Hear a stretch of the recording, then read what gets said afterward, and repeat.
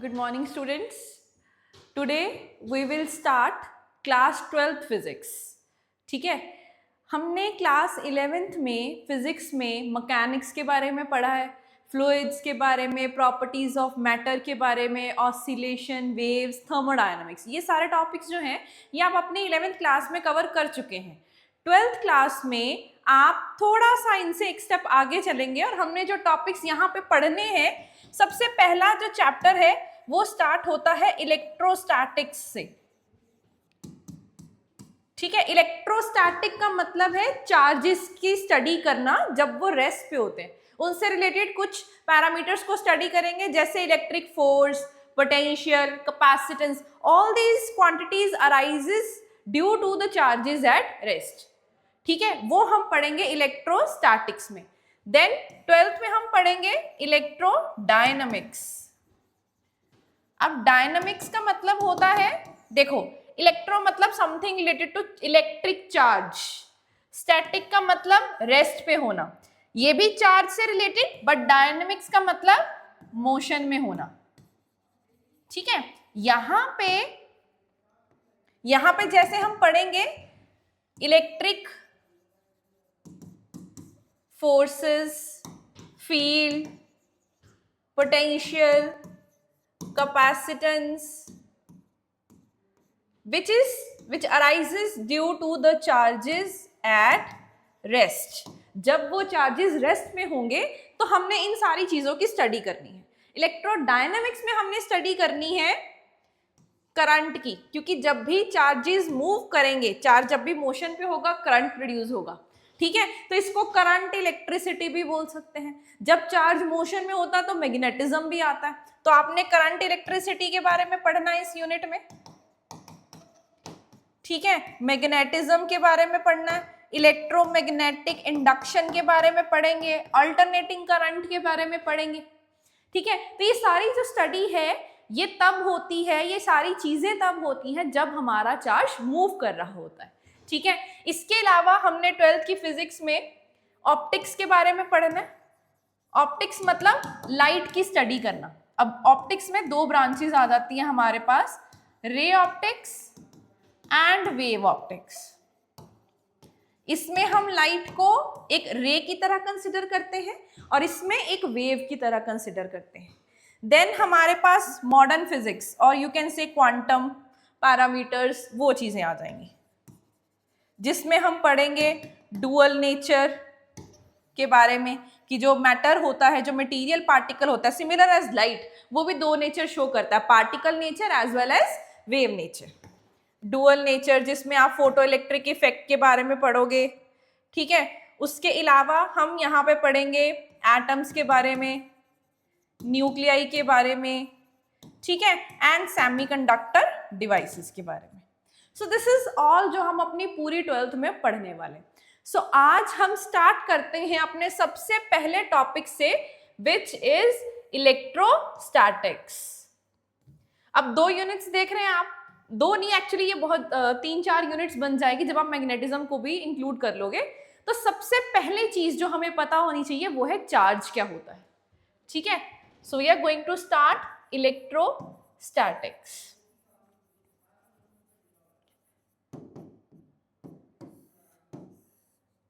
Electrostatics क्या है? It is the study of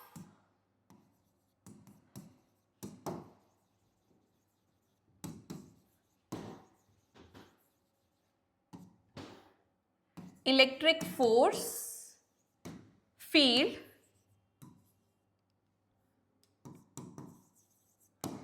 potential and capacitance due to the charges at rest. ठीक है, जब चार्जेस रेस्ट पे है तो उनके बीच कितनी फोर्स लग रही है, उस चार्ज के आसपास कितनी फील्ड है, उस चार्ज के पास किसी पॉइंट पे कितना पोटेंशियल है और उसकी वजह से कितना कैपेसिटेंस है. ये सारी टर्म्स होती क्या है, ये हम विद कमिंग वीडियोस में जानेंगे. ठीक है, तो सबसे पहली जो टर्म जिसके बारे में हमें पता होना चाहिए वो है चार्ज क्या है. What is electric charge?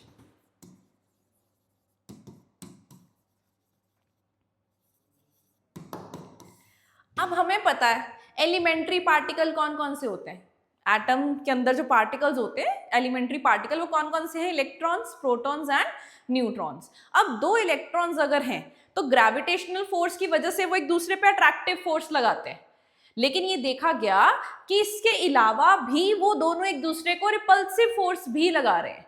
अब ये जो रिपल्सिव फोर्स वो लगा रहे हैं वो क्यों लगा रहे हैं, ग्रेविटेशनल फोर्स तो आई उसके मास की वजह से, बट ये जो रिपल्सिव फोर्स है ये आई उसके चार्ज की वजह से। ठीक है, तो जो एक इनहेरेंट प्रॉपर्टी है उस किसी भी मटेरियल पार्टिकल की जिसकी वजह से वो पार्टिकल एक दूसरे के साथ इंटरैक्ट कर सकते हैं, एक दूसरे के ऊपर फोर्स लगा रहे हैं, उस प्रॉपर्टी को हम क्या बोलते हैं, electric charge. So it is the inherent property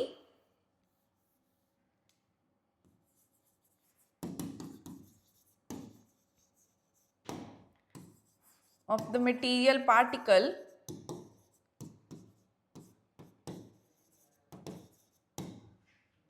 due to which they interact or exert force on each other, exert electric force। ठीक है, तो इस चार्ज को हम Q से रिप्रेजेंट करते हैं। You can write small q और कैपिटल Q। ठीक है, स्मॉल ही लिख लेते हैं, और इसकी जो यूनिट है SI यूनिट वो होती है कूलम, C से रिप्रेजेंट करते हैं कूलम। ठीक है, दो तरह के चार्जेस होते हैं, और CGS यूनिट की भी बात कर लेते हैं यहीं पे। CGS यूनिट होती है इसकी स्टैट कूलम। 1 कूलम में 3 × 10⁻⁹ स्टैट कूलम होते हैं। ठीक है, चार्ज क्या है, एक ऐसी प्रॉपर्टी है किसी पार्टिकल की जिसकी वजह से वो दूसरे पार्टिकल के साथ इंटरैक्ट कर सकता है, उन पे फोर्स लगा सकता है। फोर्स कैसी, अट्रैक्शन या फिर रिपल्शन की। अब जैसे मास भी क्या है, ये भी प्रॉपर्टी है जिसकी वजह से वो ग्रेविटेशनल फोर्स लगा सकता है। चार्ज एक ऐसी प्रॉपर्टी जिसकी वजह से वो इलेक्ट्रिक फोर्सेस लगा सकता है। फर्क क्या है मास और चार्ज में, मास जो होता है वो हमेशा पॉजिटिव होता है, लेकिन जो आपका चार्ज है it is of 2 types, it can be positive, it can be negative, positive charge and negative charge. इसी की वजह से जो ग्रेविटेशनल फोर्स होती है वो हमेशा अट्रैक्टिव होती है, लेकिन जो इलेक्ट्रिक फोर्सेस होती हैं इट कैन बी अट्रैक्टिव और इट कैन बी रिपल्सिव। जो लाइक चार्जेस होंगे, लाइक चार्जेस का मतलब एक जैसे, जस्ट लाइक पॉजिटिव पॉजिटिव, अगर ये दोनों एक दूसरे के पास आएंगे तो ये क्या करेंगे, रिपल्शन, रिपेल करेंगे एक दूसरे को। और अगर एक पॉजिटिव और एक नेगेटिव पास आएंगे तो ये एक दूसरे को क्या करेंगे, अट्रैक्शन, अट्रैक्ट करेंगे। So like charges repel each other and unlike charges attract each other.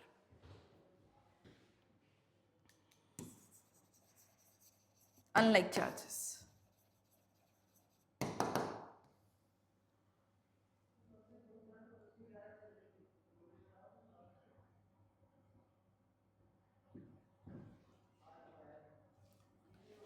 Now we will talk about some properties of charge.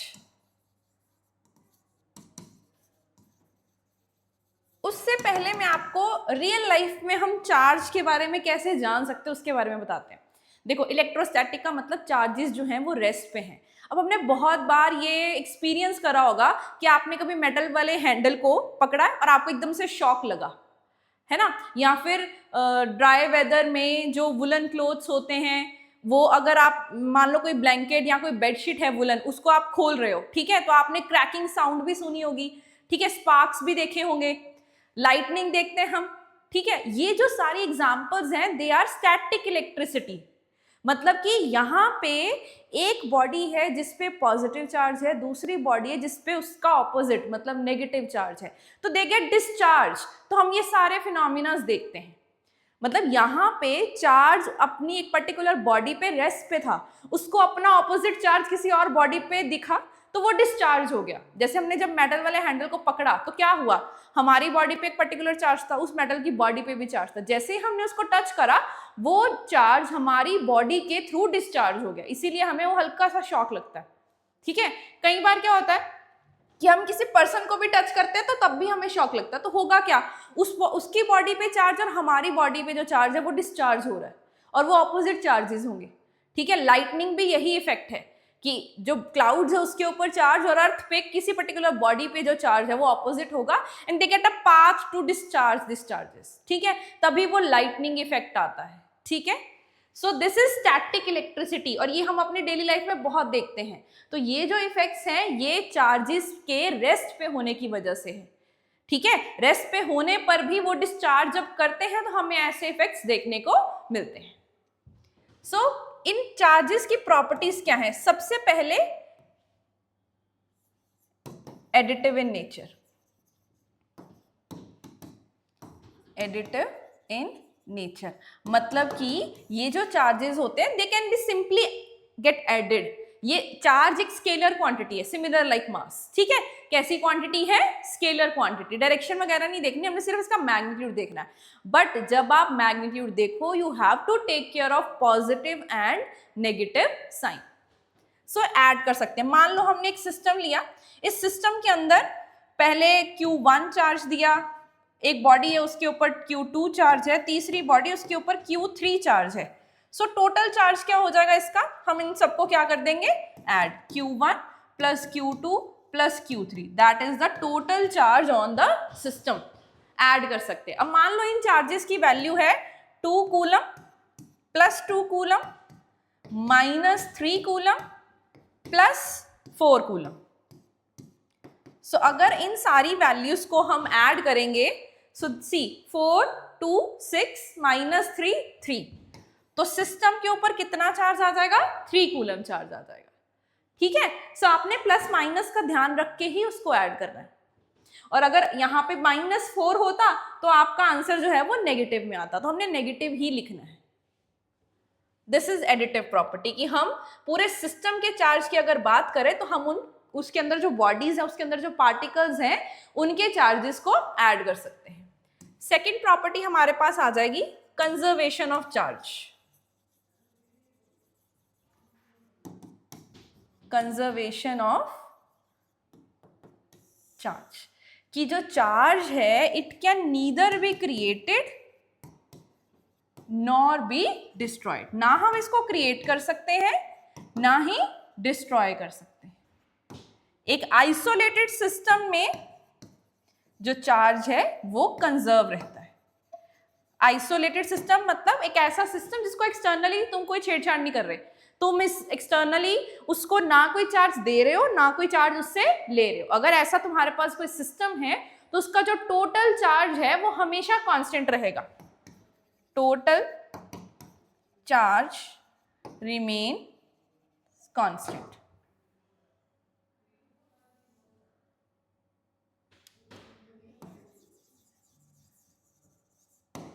ठीक है, लेट्स से कि आपके पास कोई बॉडी है। ठीक है, इस बॉडी के अंदर, इस सिस्टम के अंदर 2 to 3 बॉडीज हैं। लेट्स से कोई भी ऐसे 4 बॉडीज हैं, सबके ऊपर अपना अलग अलग चार्ज है। 3 ले लेते हैं सो दैट कि वो कैलकुलेशन थोड़ी इजी हो जाए। ठीक है, लेट्स से इस पे Q1 चार्ज है, इस पे Q2 और इस पे Q3। Q1 की वैल्यू है 1 कूलम, इसकी वैल्यू है 4 कूलम और इसकी वैल्यू है 3 कूलम, प्लस में है सारे चार्जेस। ठीक है, अगर हमारे पास एक ऐसा सिस्टम है जिसपे ये तीनों अलग अलग बॉडीज हैं जिन पे ये चार्ज हैं, तो हो क्या सकता है, ये बॉडीज आपस में इंटरेक्शन कर सकती हैं। हो सकता है ये वाले चार्जेस को रिपेल करे या अट्रैक्ट करे। ठीक है, लाइक है तो ये सारे एक दूसरे को क्या करेंगे, रिपेल ही करेंगे। तो इन सिस्टम्स के अंदर जो बॉडीज हैं उनके जो चार्जेस हैं वो चेंज हो गए। लेट्स से 1 कूलम वाला चार्ज चेंज होके 2 कूलम हो गया, 4 वाला जो है वो 1 कूलम हो गया, तो ये जो थर्ड चार्ज बचेगा Q3 डैश, इसकी वैल्यू कितनी होगी। अब हमें पता है आइसोलेटेड सिस्टम में एक्सटर्नली इसको हमने कोई चार्ज नहीं दिया ना ही इससे कोई चार्ज लिया है, तो ये आइसोलेटेड सिस्टम हो गया। टोटल चार्ज कांस्टेंट रहेगा। अब टोटल चार्ज कितना है, 4, 1, 5 एंड 3, 8। ठीक है, टोटल चार्ज कितना हो गया? 8 कूलम। यहाँ पे भी टोटल कितना होना चाहिए? 8 कूलम। 2 और 1, 3, तो यहाँ पे जो चार्ज आया वो कितना होगा? 5 कूलम। ठीक है, सो इन दिस वे आप कोई भी अननोन चार्ज किसी सिस्टम में अगर आपको नहीं पता तो ये वाली प्रॉपर्टी लगाकर निकाल सकते हो कि चार्ज हमेशा क्या रहता है? कंजर्व। कैसे? सिस्टम पे, आइसोलेटेड सिस्टम पे। ऐसा सिस्टम जिसपे एक्सटर्नली ना कोई चार्ज दिया है ना ही उससे कोई चार्ज लिया है। नेक्स्ट प्रॉपर्टी हमारे पास आ जाएगी क्वांटाइजेशन ऑफ चार्ज।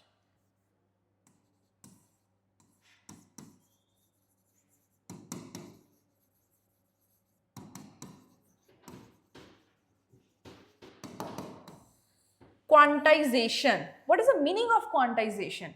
क्वांटाइजेशन का मतलब होता है एक फिक्स्ड अमाउंट में होना, पैकेट की फॉर्म में जैसे मिलना। ठीक है, तो जो चार्ज है वो हमेशा फिक्स्ड अमाउंट में होता है, मतलब एक पर्टिकुलर चीज, एक पैकेट है, उसका मल्टीपल की फॉर्म में ही होगा। सो जो बेसिक चार्ज है हमारे पास, basic charge that exist independently, मतलब कि जिसको तुम और ब्रेकआउट नहीं कर सकते, वो इंडिपेंडेंट है, मतलब और ज्यादा टूट के वो छोटा नहीं हो सकता, बड़ा हो सकता है अगर हम उस बॉडी को कोई और चार्ज दे देंगे। तो जो बेसिक चार्ज एग्जिस्ट करता है that exist on an electron और प्रोटॉन, एलिमेंट्री पार्टिकल्स पे, इलेक्ट्रॉन और प्रोटॉन, क्योंकि जो न्यूट्रॉन होता है उस पर तो कोई चार्ज ही नहीं होता, इट इज न्यूट्रल। तो इलेक्ट्रॉन और प्रोटॉन का जो चार्ज है उसको हम बेसिक चार्ज कहते हैं, और बाकी जितनी भी चार्ज्ड बॉडीज होंगी उनके ऊपर का जो चार्ज होगा वो इस बेसिक चार्ज का मल्टीपल होगा। तो इलेक्ट्रॉन और प्रोटॉन के ऊपर जो बेसिक चार्ज होता है उसको हम रिप्रेजेंट करते हैं ई से। ई की वैल्यू होती है 1.6 इंटू 10⁻⁻19 कूलम। ठीक है, so that is the basic charge. तो जितने भी चार्जेस होंगे हम उसको इस ई के मल्टीपल में ही लिखेंगे। So what is the charge on an electron? अगर आपसे पूछा जाए what is the charge on an electron, so we will answer it minus e, which means minus 1.6 into 10⁻⁻19 coulomb. और यही अगर हमसे प्रोटॉन के बारे में पूछा जाए तो हमने इसी वैल्यू को प्लस ई, मतलब प्लस का 1.6 into 10⁻⁻19 कूलम आंसर दे देना। ठीक है जी। So charge on electron is minus e, charge on proton is plus e. और किसी भी अदर बॉडी पे अगर हम टोटल चार्ज देखेंगे तो that we can write plus minus n e. N is a positive integer. ठीक है, एन इज एन इंटीजर, तो कोई भी वैल्यू 1, 2, 3, 4, 5, 6, 7, 8 कुछ भी इस एन की वैल्यू हो सकती है। ठीक है, बहुत बड़ी भी हो सकती है, 10 की पावर में भी ये वैल्यू हो सकती है हमारे पास। ठीक है, एन क्या है? N is an integer. So total charge plus minus n e के फॉर्म में ही होगा। E is what? E is basic charge, n is integer and q is the charge on the body. ठीक है, so charge always exists in an integral multiple of basic charge E. इस property को हम बोलते हैं quantization of charge. ठीक है, so let's do some numericals based on this. सो सबसे पहली चीज, मान लो हमें कोई चार्ज दिया, हमसे ये पूछा जाए कि क्या ये चार्ज एग्जिस्ट कर सकता है या नहीं कर सकता। हम क्या करेंगे उस केस में? n की वैल्यू निकालेंगे। अगर n की वैल्यू इंटीजर आ गई मतलब एग्जिस्ट करता है, और अगर नहीं आई मतलब एग्जिस्ट नहीं करता। ठीक है, सो लेट्स से हमें बोला गया है चेक करने के लिए q is equals to 1.7 into 10⁻⁻11 coulomb charge. हमें चेक करना है whether it is possible, check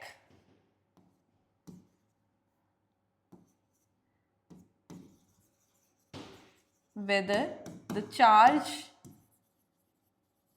is possible or not, या ये चार्ज एग्जिस्ट करता है कि नहीं करता। हम क्या करेंगे? हम लिखेंगे q is equals to N e, n is equals to q by e। तो q की वैल्यू कितनी दी हुई है? 1.7 इंटू 10⁻⁻11 और e की वैल्यू 1.6 इंटू 10⁻⁻19। हम इनको डिवाइड कर देंगे। देखो इसको डिवाइड करने से हमारे पास आएगा 1.1 इंटू 10⁻⁻, -19 जब ऊपर जाएगा तो क्या बन जाएगा, +19। तो -11 के साथ सॉल्व करेंगे तो ये हमारे n की वैल्यू आ जाएगी। अब देखो 1.1 है लेकिन उसके साथ पावर भी तो 8 है, सो ये 11 इंटू 10⁻7 हो जाएगा। हमने एक 10 इसको दे दिया तो क्या कैसा नंबर है, ये इंटीजर है। So yes the charge is possible, या चार्ज ये एग्जिस्ट करता है। ठीक है, इस तरीके से हो सकता है। या वो बोल दे कि ये बताओ कि कितने इलेक्ट्रॉनिक चार्ज मिलकर एक पर्टिकुलर वैल्यू ऑफ चार्ज बनाते हैं। हाउ मेनी इलेक्ट्रॉनिक चार्ज का मतलब ई की बात कर रहे हैं। How many electronic charge will lead to या will constitute 1 coulomb charge, 1 coulomb charge। ठीक है, तो मतलब हमें क्या निकालना है, हमें निकालना है कितने ई मिलकर 1 कूलम चार्ज बनाते हैं। तो हमें कैपिटल क्यू पता है, चार्ज कितना बनना है 1 कूलम। हमें ई की वैल्यू भी पता है, हमें क्या नहीं पता, हमें एन नहीं पता। वो एन ही हमें बताएगा कि कितने इलेक्ट्रॉनिक चार्जेस ने मिलना है तो 1 कूलम चार्ज बनेगा। या वो इसी क्वेश्चन में ऐसे भी पूछ सकते हैं, how many electron will constitute 1 coulomb charge. कितने इलेक्ट्रॉन्स जब फ्लो करेंगे, जब वो मूव करेंगे तो 1 कूलम चार्ज फ्लो करेगा। ठीक है, तो उस केस में भी हमें एन ही निकालना है।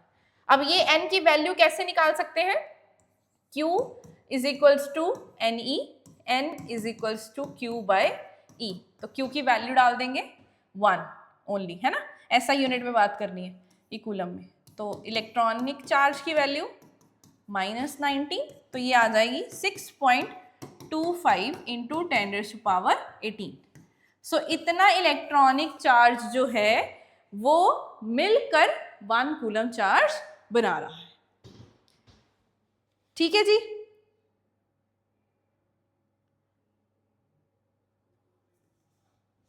सो चार्ज क्या होता है, चार्ज इज इनहेरेंट प्रॉपर्टी, ठीक है, या basic property of material particle which lead to exert forces on another charged particle. इसको रिप्रेजेंट किससे करते हैं, Q से। इसकी SI यूनिट क्या होती है, कूलम। CGS यूनिट क्या होती है, स्टैट कूलम। क्या कन्वर्जन फैक्टर है, 1 कूलम में 3 इंटू 10⁻9 स्टैट कूलम होते हैं।